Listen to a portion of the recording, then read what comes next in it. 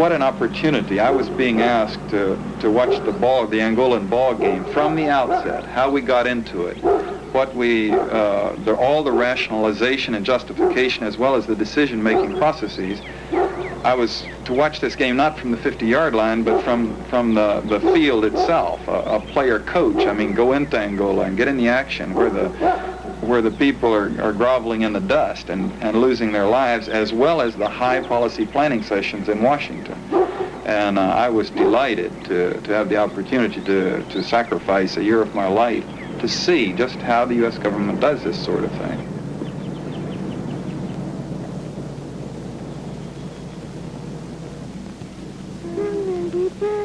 The CIA went into Angola in July of 1975. We started out with $6 million, and eventually the total budget was $31 million. The first effort was arms that were sent from America to Kinshasa in U.S. Air Force C-141 planes.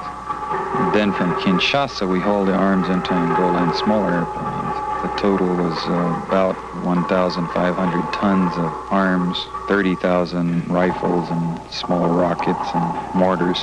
Our funds and arms were going to two of the three Angola factions. One of them headed up by Holden Roberto, who had had a relationship with us for about 15 years, and to Savimbi, who had not been well known by the CIA. He had the sole virtue of being in opposition to the MPLA, whom we were determined to oppose. President Mobutu of Zaire wanted this program. We bribed him. We gave him $2,750,000. CIA officers went in as advisors and trainers. They were called intelligence gatherers, but in fact, they were preparing our allies for combat. I fled to San Salvador on January 16th. What did the enemy do in San Salvador? You mean what I saw? The Americans were there. How do you know they were Americans? When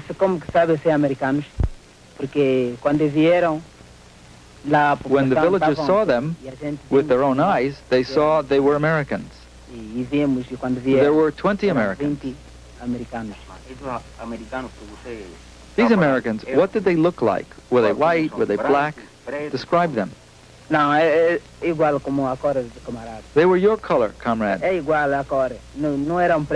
were not black. They had chestnut eyes. You know, whites. There were not enough CIA advisors to make a great deal of difference, however, and we hired European mercenaries, and we tried to hire white Angolan refugees to go back in as mercenaries fighting on our side. The CIA collaborated with the South Africans, and it was not officially ordered by the National Security Council, but there was liaison at all levels. The CIA was nervous about the role the Senate might play in this war. Senator Clark on the Foreign Relations Committee made a trip to Africa to review the situation, a fact-finding trip to report to the Senate. The CIA watched him with some apprehension to see that he didn't get information we didn't want him to have. The Senate, led by Senator Clark, shut down the Angola program in December of '75. While the Senate was shutting us down, the Cuban army, eventually of 10 to 15,000 combat soldiers, MiG-21 aircraft, tanks, just swept over the FNLA and UNITA.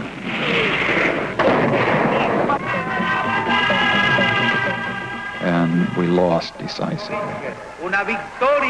A victory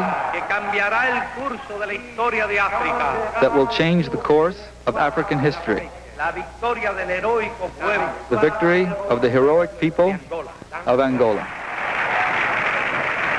Nevertheless, I think we could have won the thing if we had gone in very quickly. When I went out there and came back, I recommended that, I said the forces are about equal right now.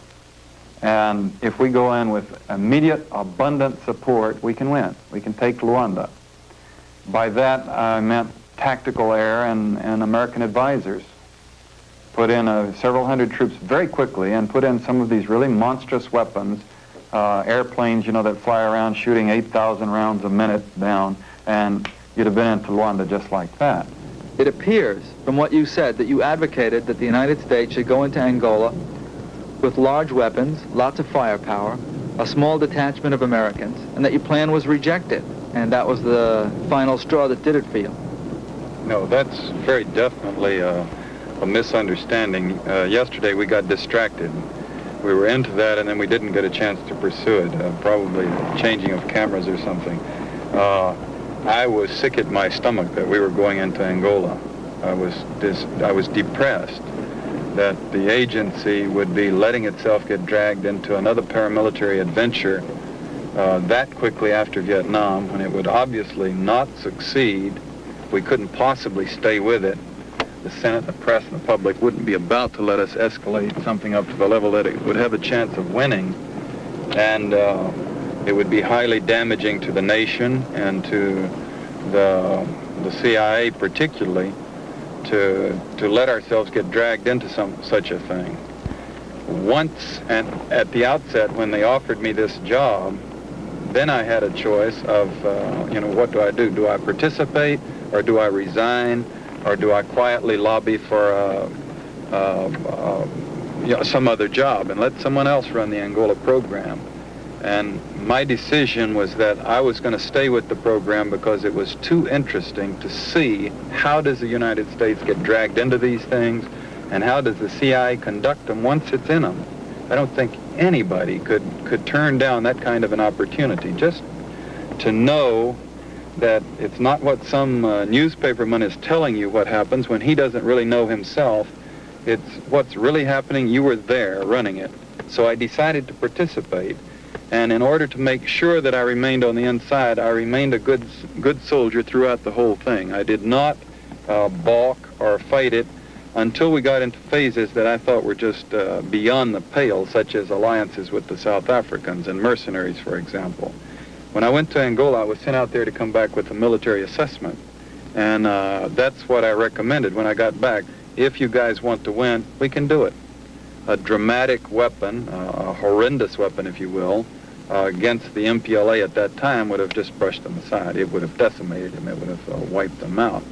And the FNLA would have been into Luanda in a few moments' time. Well, suppose they had taken your military recommendation. How would you have felt?